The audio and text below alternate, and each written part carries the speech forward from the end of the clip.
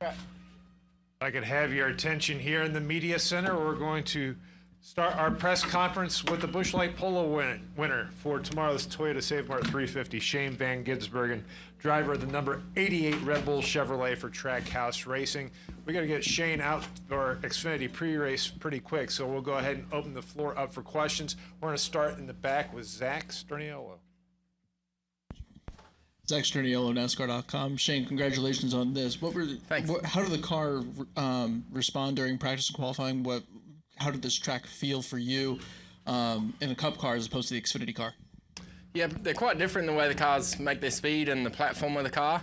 But yeah, it felt really slippery, and I sort of saw that in Group 1. A lot of people were having big lap time fall off and struggling with the rear in particular.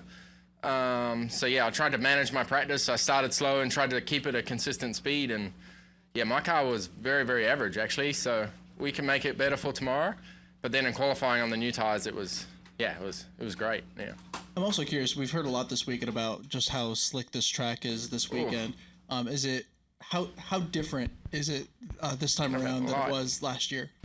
Sorry, I missed that. I got a light shining in my eyes. Gotcha. We've heard a lot that the track is really slick this weekend. Is it, how different, if at all, is it from last year? Well, it felt pretty similar yesterday in the Xfinity car.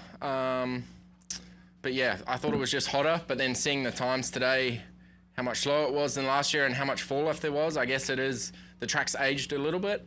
So yeah, but I don't really have a reference from last year, but certainly everyone was flat on their lap times, and today we were all dropping off, so that should be good for the racing tomorrow. Go next to Reed, then to Lee, then to Jenna. Reed Spencer with the NASCAR Wire. Why did you run a second lap? Well, I thought it could be faster. And then in the first group, we saw big gains on people on their second runs. I think the 24 made a huge jump, which is pretty abnormal, I think, on these tires, especially this new soft tire. So yeah, just try it again. I struggled. My first lap was just a banker almost, like I still had a little bit left. So that second lap was really good. Go next to Jenna. Shane, obviously you've had hot streaks before in your career, but how good does it feel to have one in NASCAR? Yeah, it's pretty awesome.